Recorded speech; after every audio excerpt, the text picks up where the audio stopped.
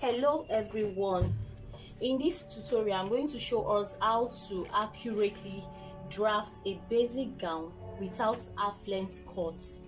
I mean without cuts at the waistline region. Okay, the measurement I'll be working with is my shoulder 15, armhole 7.5, across front 6.5, across back 7 inches, shoulder to bust is 11, shoulder to under bust 14.5, shoulder to waist 17 inches, shoulder to hip 26 inches, shoulder to knee is 41 inches, shoulder to gown length is 43 inches, bust circumference 38, under bust circumference 31, waist circumference 30, and hip circumference 38. So let's get started. So the first thing to do is to take your horizontal measurements. What do I mean by horizontal measurements? Meaning all the measurements along take your vertical measurement. Okay, what do I mean by vertical measurements? Vertical measurement means taking your measurements along the body, okay, like this, all the measurements like this, while the horizontal measurement is taking your circumferences round the body. So in taking my vertical measurement, I started by taking first my shoulder to bust point, which is 11 inches, shoulder to under bust, which is 14.5, shoulder to waist, which is 17 inches, shoulder to hip, which is 26 inches, then shoulder to knee, which is 41 inches. Okay, then shoulder to the gown length. Please note, if you want yours to be towards the half length region, that is half length for skirt or gown means 3 inches above your knee. As you can see, this is my knee. Please do not mind this. I had to tape this paper. I added more pattern paper to it so that it will contain the length. Okay, so now looking at this, now the knee is 41. If you want your gown length to be a little bit above the knee, that means you will come up a little according to the person's measurement. Okay, then from the knee to the person's gown length is 43 inches because she wants it a little bit above the knee. Then you can now add your seam allowance, but because this is pattern, I am not going to add my M allowance. Okay, so when I want to transfer to fabric, I will now add M allowance. That's the standard way of cutting your pattern. But if you are cutting directly on your fabric, that means you have to include your seam or M allowance. Okay, so that being done, next thing I will do is to quickly get started. I will come to this point and I will take my shoulder measurements, and according to the measurements here, shoulder is 15, so it's going to be 15 divided by 2. So 15 divided by 2 give me 7.5. I will also come here and measure 3 inches, which is the standard measurement for my shoulder slope point. If you're taking a neckline of 3 inches, your shoulder slope point of 6 inches, that's 6 divided by 2, that's 3 inches. So your shoulder slope point will be 3 inches.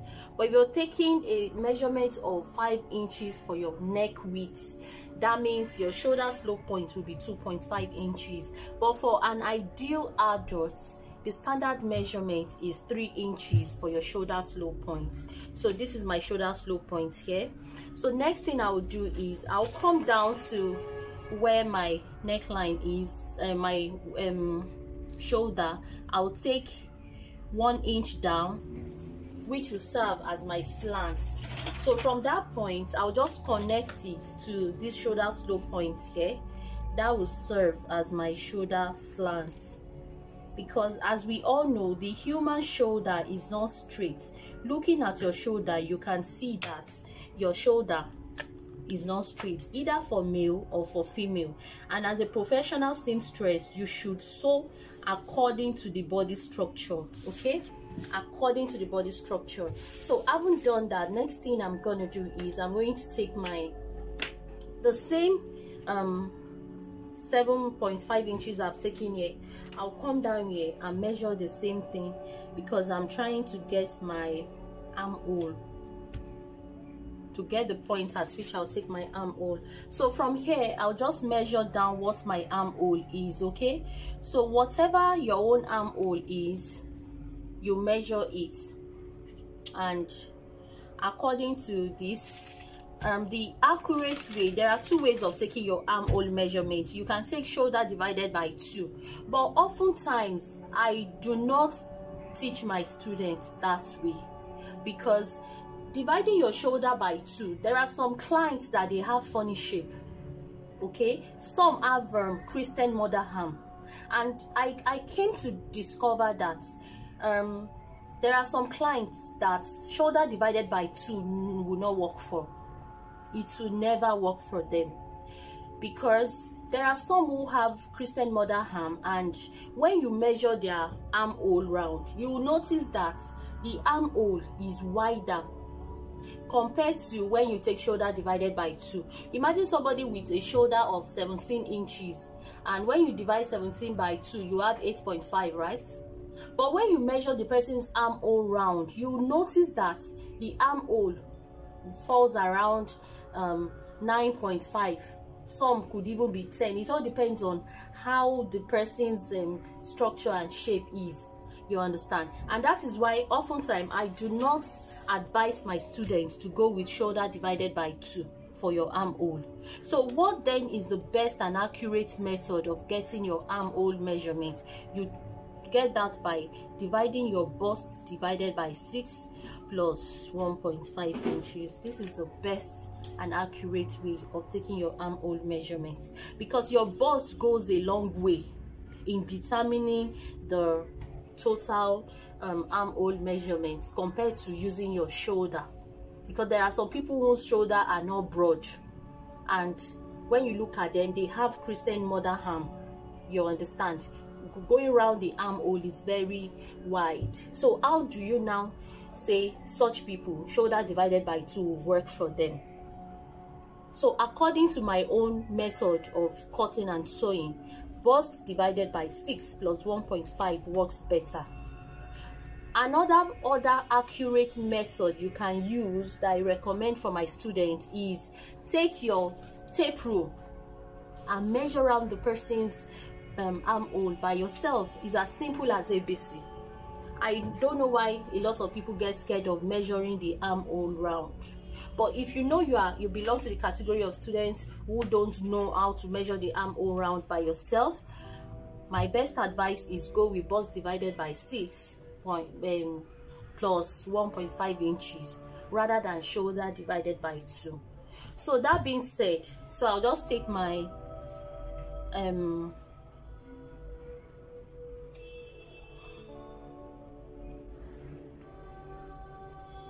so that is it, and I'll just draw my line.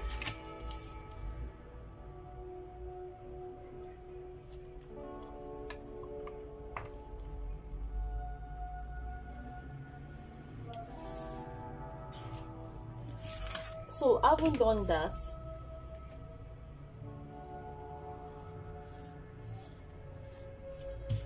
so next thing I'll do front measurements and the across back measurements.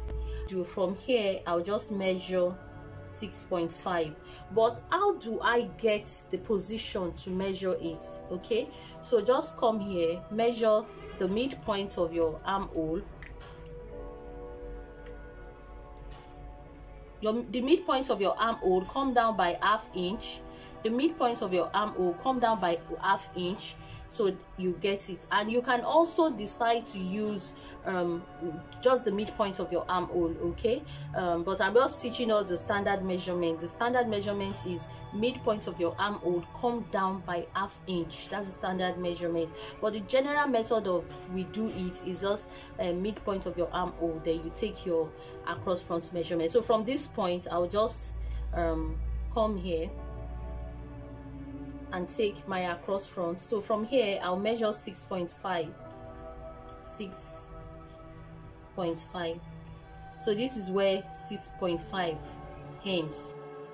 So having taken my across front measurement of 6.5, so the next thing I'm going to do is to connect this point, and this point together like this. The essence of this is to help to remove excess fabric around the armhole. This is what causes puckering, okay?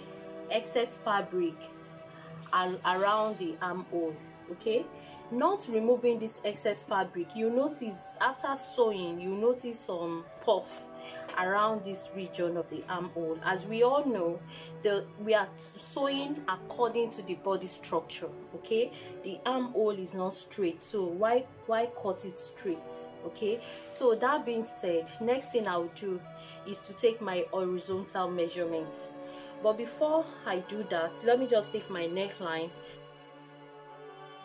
It's time to take the horizontal measurement since I'm done with the vertical measurement. So for the horizontal measurement, I'll come here and I'll take my bust. I'll take my bust. And for the bust, when it comes to bust, like I explained, for this particular one, I am going to do what we call bust allocation, okay? There are two ways of taking your bust circumferences.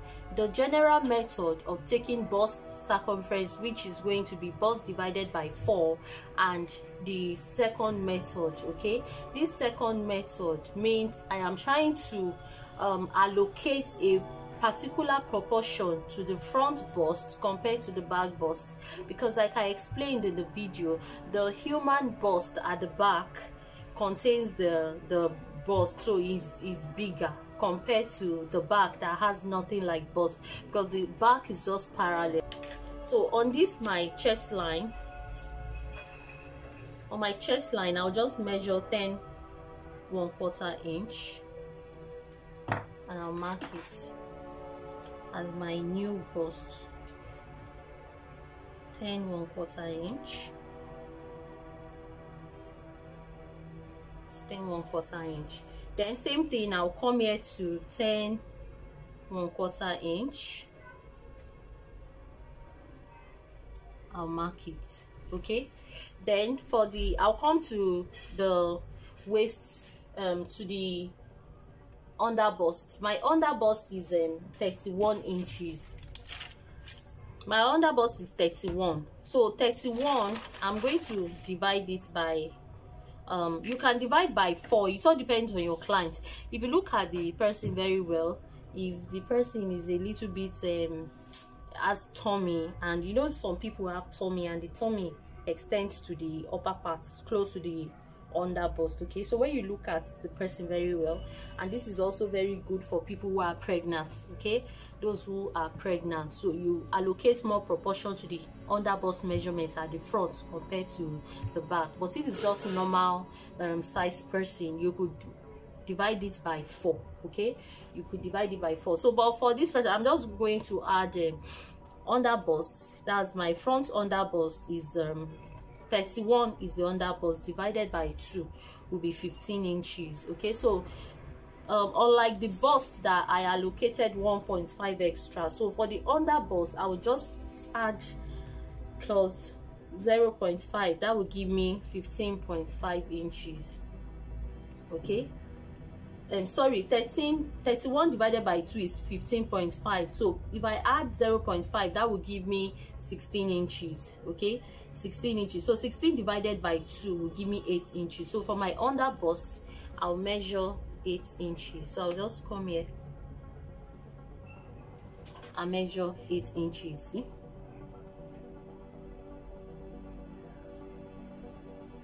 I'm going somewhere with this measurement too. Now for my waist, the waist is 30 divided by 2, that's 7.5, okay? That's 7.5. so I'll just mark it, but because I'm adding that, I'm going to add a dot of 1.5. so it will get here. So next thing I will do is I am going to connect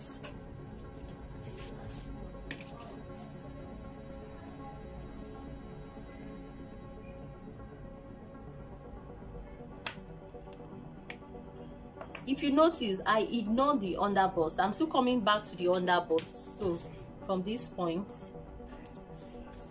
so I'll connect the bust first, connect the bust to the waist,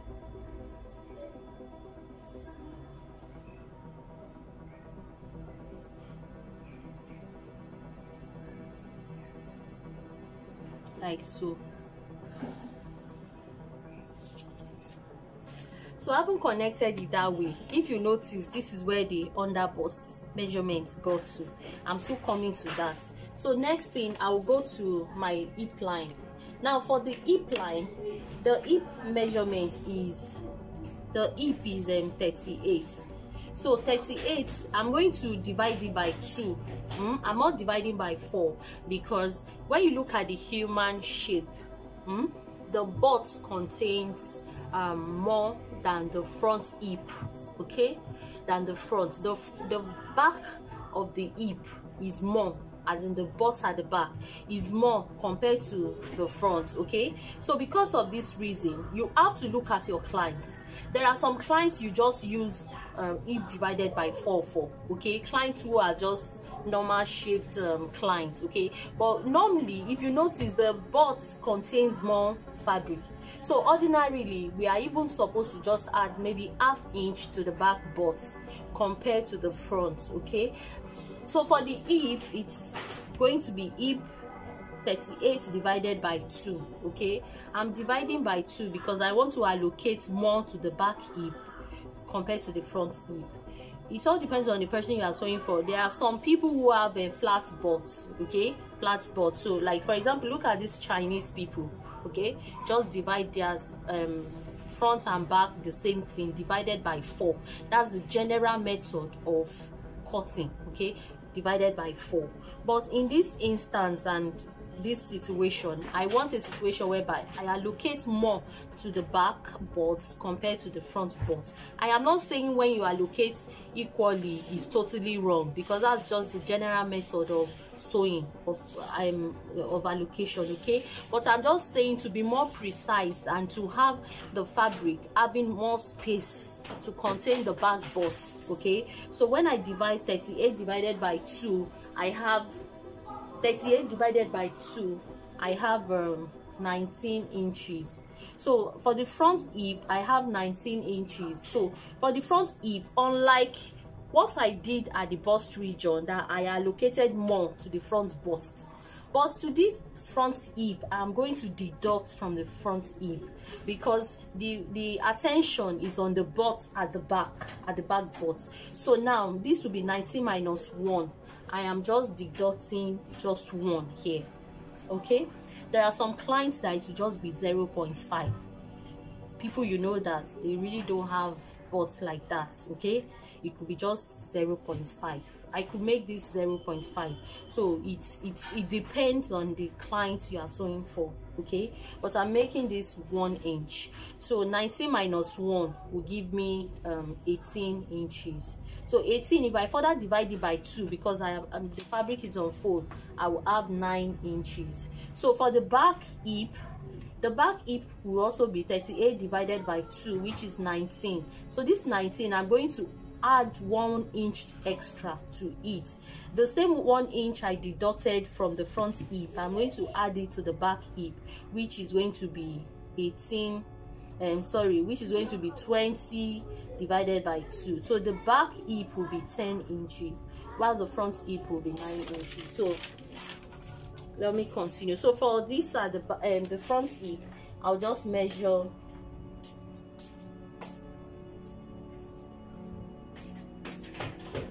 I'll just measure 9 inches, okay. I'll measure 9 inches here and add ½ inch.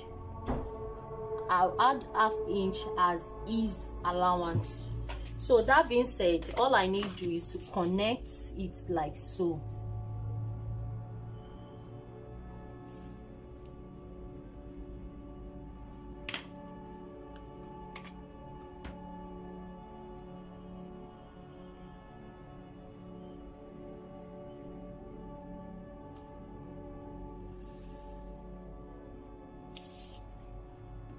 So I haven't connected it like that. Next one is I'll just come to the knee. Okay, as for the knee, you need to get your normal, because of this allocation I'm doing, I am going to get, you know, normally even for your pencil skirt, we'll just say whatever your hip is, deduct 1 inch, measure whatever your hip is, measure 1 inch or 1.5 to the back, like so, then connect it straight down. That is what your new measurement is, right? So but for this one, because the allocation is not equal, this is the front block, the front hip is not equal with the back hip. So all I need to despite the fact that the front hip is not equal to the back block, it still does not mean that we'll still not achieve the total hip circumference of 38. Because if we look at it now, this 9 inches I measured here divided by 2, 9 inches, and the front, the back is 10 inches, that will give me 19. Okay, 19 times 2 will still give me 38, which is still the same hip circumference. Okay, so the difference is just that we are allocating it some proportion to the front and some proportion to the back. That still does not mean that when you wear it, you still not achieve your exact hip circumference. Okay, so for this, the knee will now be the knee circumference will now be your hip, which is 38 here. 38 minus 6 inches. So 38 minus 6 inches, which is the standard measurement for cotton based fabric, will give me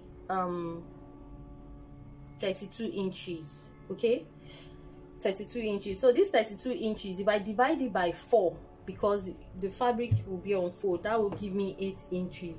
So this person's knee circumference will be 8 inches. So from here, I'll just measure 8 inches.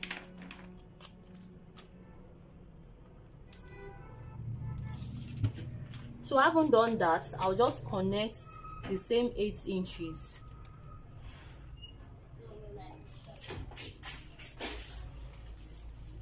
Then my straight ruler from here,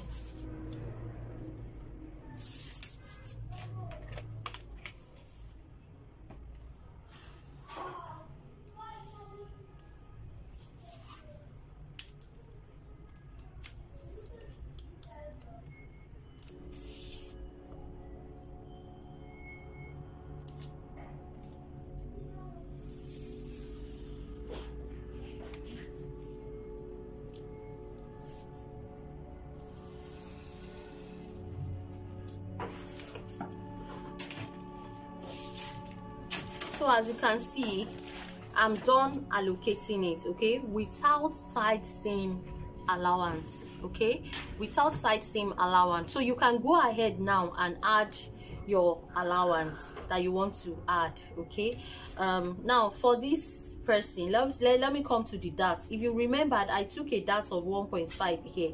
So all I need to do is to get my nipple to nipple point. Okay,